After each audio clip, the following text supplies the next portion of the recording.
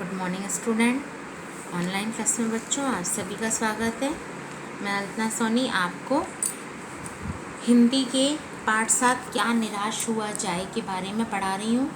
जैसे कि मैंने अभी पिछले क्लास में आपको बताया था कि दोषों के बारे में कि हर व्यक्ति में गुण और दोष दोनों होते हैं, लेकिन कुछ लोग दूसरों की गलतियाँ निकालकर उसमें आनंद का अनुभव करते हैं। यह गलत होता है। तो लेखक ने यह भी कहा है कि दुनिया में अच्छे लोग भी होते हैं जो सच्चाई ईमानदारी की भावना के साथ जीते हैं और मन में ऐसी भावना रखते हैं। तो करते हैं आदर्श वाचन और देखते हैं उदाहरण। एक बार रेलवे स्टेशन पर टिकट लेते हुए गलती से मैंने 10 के बजाय 100 रुपये का नोट दिया और मैं जल्दी गाड़ी में आकर बैठ गया। थोड़ी देर में टिकट बाबू उन दिनों के सेकंड क्लास के डिब्बे में हर आदमी का चेहरा पहचानता हुआ उपस्थित हुआ। उसने मुझे पहचान लिया और बड़ी विनम्रता के साथ मेरे हाथ में 90 रुपये रख दिए और बोला, यह बहुत गलती हो गई थी, आपने भी नहीं देखा, मैंने भी नहीं देखा। उसके चेहरे पे विचित्र संतोष की गरिमा थी। मैं चकित रह गया यानी आश्चर्य से। तो यहाँ लेखक बता रहे हैं कि एक बार ऐसी घटना घटी कि जब वे रेलवे स्टेशन पर टिकट लेते हुए वो 10 के बजाय उन्होंने 100 का नोट टिकट बाबू यानी टीसी को दे दिया और गलती से उन्होंने 10 का नोट समझे और 100 का नोट दे दिया और उन्होंने भी जल्दी में वह नोट रख लिया। लेकिन जब उन्होंने देखा कि अरे यह तो वही व्यक्ति है जिसे मुझे पैसे लौटाने, और लेखक अपने गाड़ी में आकर बैठ चुके थे और वही टिकट बाबू भागते दौड़ते आकर उस डिब्बे में आया और आके उन्हें पहचान लिया और कहा कि गलती हो गई मुझसे, मैंने 10 रुपये का नोट समझ के रख लिया, लेकिन बाद में मैंने देखा कि यह तो 100 का नोट है। तो उन्होंने उन्हें 90 रुपये वापस किए। तो लेखक यह सोच के हैरान भी था कि ऐसे वर्तमान समय में मतलब ऐसे लोग भी हैं जो ईमानदारी की भावना से जीते हैं और इस तरह अपने ईमानदारी पर कायम रहते हैं। कैसे कहूँ कि दुनिया से सच्चाई और ईमानदारी लुप्त हो गई है यानी हट गई है। वैसे ही अनेक अवांछित घटनाएं भी हुई हैं, परंतु यह एक घटना ठगी और वंचना की अनेक घटनाओं से अधिक शक्तिशाली है। एक बार मैं बस यात्रा कर रहा था। मेरे साथ मेरी पत्नी और 3 बच्चे भी थे। बस में कुछ खराबी थी, रुक रुक कर चलती थी। गंतव्य से कोई 8 किलोमीटर पहले ही एक निर्जन सुनसान स्थान में बस ने जवाब दे दिया। रात के कोई 10 बजे होंगे। बस में यात्री घबरा गए, कंडक्टर उतर गया और एक साइकिल लेकर चलता बना। लोगों को संदेह हो गया कि हमें धोखा दिया जा रहा है।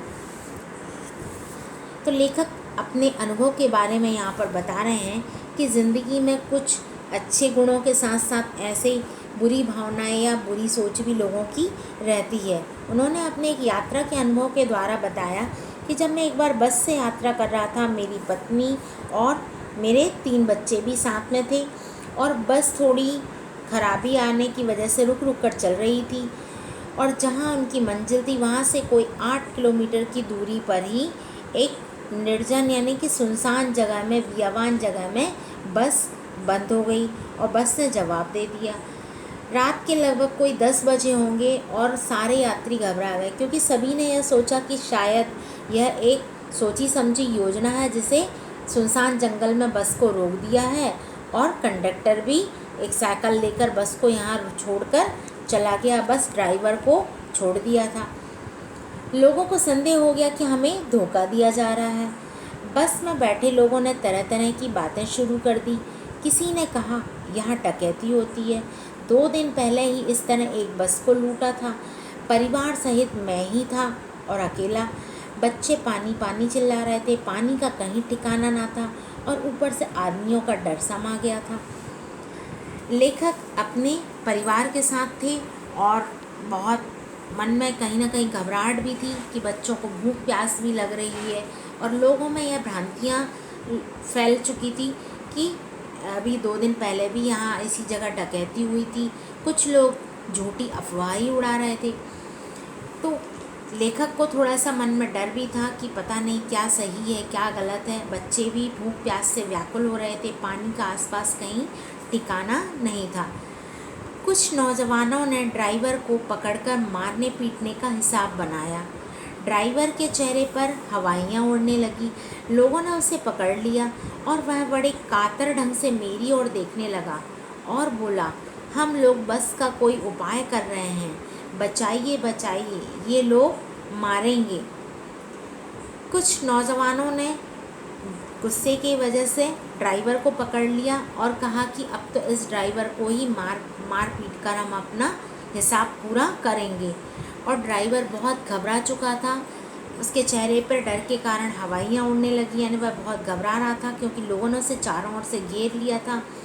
और वह बड़े कातर यानी कि दया की दृष्टि से लेखक की ओर देखने लगा और बोला कि हम लोग बस का उपाय कर रहे हैं पर लोग मेरी बातों को सुन नहीं रहे हैं और ऐसा लग रहा है ये मुझे मार ही देंगे। डर तो मेरे मन में भी था, यानी लेखक के मन में भी कहीं ना कहीं डर समाया था। उसकी कातर मुद्रा देखकर मैंने यात्रियों को समझाया कि मारना ठीक नहीं है, परंतु यात्री इतने घबरा गए थे कि मेरी बात सुनने को तैयार नहीं हुए। कहने लगे, इसकी बातों में मत आइए, धोखा दे रहा है, कंडक्टर को पहले ही डाकुओं के यहाँ भेज दिया है। तो जैसे कि लोगों के में गुस्सा छाया हुआ था और लोग यह कह रहे थे कि आप इस ड्राइवर की बातों में ना आए, इसने तो कंडक्टर को पहले ही डाकू के पास भेज दिया, इसकी ये योजना है और आप इसकी बात पे विश्वास मत कीजिए। मैं भी बहुत भयभीत था, यानी लेखक अपने विचार बता रहे हैं कि मैं भी थोड़ा डरा हुआ था कि किसी तरह की मारपीट से ड्राइवर को बचाया। 1.5-2 घंटे बीत गए। मेरे बच्चे भोजन और पानी के लिए व्याकुल थे। मेरी और पत्नी की हालत भी बुरी थी।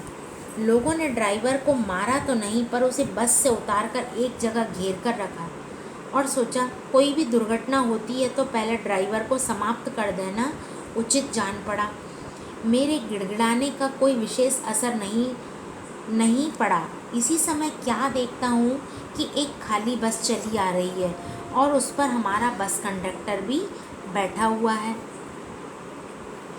उसने आते ही कहा, अड्डे से नई बस लाया हूँ, इस बस पर बैठिए, वह बस चलने लायक नहीं है। फिर मेरे पास एक लोटे में पानी और थोड़ा दूध लेकर आया और बोला, पंडित जी, बच्चों का रोना मुझसे देखा नहीं गया, वहीं दूध मिल गया था, थोड़ा सा लेता आया। तब लेखक ने देखा कि लोग गुस्से में ड्राइवर को घेर कर बैठे हुए हैं कि कोई भी दुर्घटना होती है तो सबसे पहले हम ड्राइवर को ही मारेंगे। तब कुछ समय पश्चात 1.5-2 घंटे के पश्चात देखा लेखक ने और लोगों ने कि एक सामने से खाली बस आ रही और उसमें वही बस कंडक्टर बैठा हुआ है और वह आया और उसने लोगों से कहा, मैं आपके लिए नई बस लेने गया था, बस अड्डे से यह बस ले आया हूँ और मैं उस समय मुझे वहाँ पर थोड़ा सा पानी दूध जो मिला था मैं इन बच्चों के लिए लाया हूँ। जो लेखक की ओर उन्होंने हाथ बढ़ाते हुए कहा। यात्रियों में फिर जान में जान आई। सबने उसे धन्यवाद दिया, ड्राइवर से माफ़ी मांगी और 12 बजे से पहले ही सब लोग बस अड्डे पहुँच गए। कैसे कहूँ कि मनुष्यता एकदम समाप्त हो गई है, कैसे कहूँ कि लोगों में दया माया रह ही नहीं गई। जीवन में जाने कितनी ऐसी घटनाएं हुई जिन्हें मैं भूल नहीं सकता। लेखक अपने विचारों के द्वारा बता रहे हैं कि ज़िंदगी में ऐसे कई अवसर आते हैं जहाँ पर ऐसी घटना होती है और ज़रूरी नहीं कि हमेशा दुनिया में हमें बुरे लोग ही मिलें या ऐसे लोगों का सामना करना पड़े। दुनिया में कुछ अच्छे लोग भी होते हैं। ठगा भी गया हूँ, यानी कुछ बुराइयाँ भी मेरे साथ हुई हैं, कुछ बुरा भी हुआ मेरे साथ कि ठगा भी गया हूँ, धोखा भी खाया हूँ, परंतु बहुत कम स्थलों पर। विश्वासघात नाम की चीज़ मिलती है। केवल उन्हीं बातों का हिसाब रखो जिनमें धोखा खाया है, तो जीवन कष्टकर हो जाएगा। यदि हम बुरी घटनाओं को, बुरे विचारों को स्थान देंगे तो हमें जीवन में ऐसी ही दुखी बातें मिलेंगी जिनसे हमारा मन दुखी होगा, परंतु ऐसी घटनाएं बहुत कम नहीं है जब लोगों ने अकारण सहायता की है, निराश मन को ढांढस दिया है और हिम्मत बंधाई है। कविवर रविन्द्रनाथ ठाकुर ने अपने प्रार्थना गीत में भगवान से प्रार्थना की थी कि संसार में केवल नुकसान ही उठाना पड़े, धोखा ही खाना पड़े, तो ऐसे अवसर पर भी हे प्रभु मुझे ऐसी शक्ति दो कि मैं तुम्हारे ऊपर संदेह ना करूं, यानी कभी कोई ऐसी विपत्ति भी आए तो मैं ईश्वर को दोषी ना कहूं। मनुष्य की बनाई विधियां गलत नतीजे तक पहुंच रही हैं, तो इन्हें बदलना होगा। वस्तुतः आए दिन इन्हें बदला ही जा रहा है, लेकिन अब भी आशा की ज्योति बुझी नहीं है। महान भारतवर्ष को पाने की संभावना बनी हुई है और बनी रहेगी। मेरे मन निराश होने की ज़रूरत नहीं है। यहाँ पर हजारी प्रसाद द्विवेदी ने अपने विचारों के द्वारा हमें बताया है कि जीवन में हमें सिर्फ निराशा को स्थान नहीं देना चाहिए, निराश नहीं होना चाहिए, बल्कि विपत्ति के समय में भी हिम्मत से और धैर्य से काम लेना चाहिए, क्योंकि ऐसे स्थलों पर भी हमें कुछ अच्छे लोग और अच्छी गुण वाले व्यक्ति संपर्क में आते हैं और हमें निराश नहीं होना चाहिए, धैर्यता से काम लेना चाहिए, जिससे हम हर मुसीबत का मुकाबला कर सकें। बच्चों, आज की क्लास के लिए थैंक यू।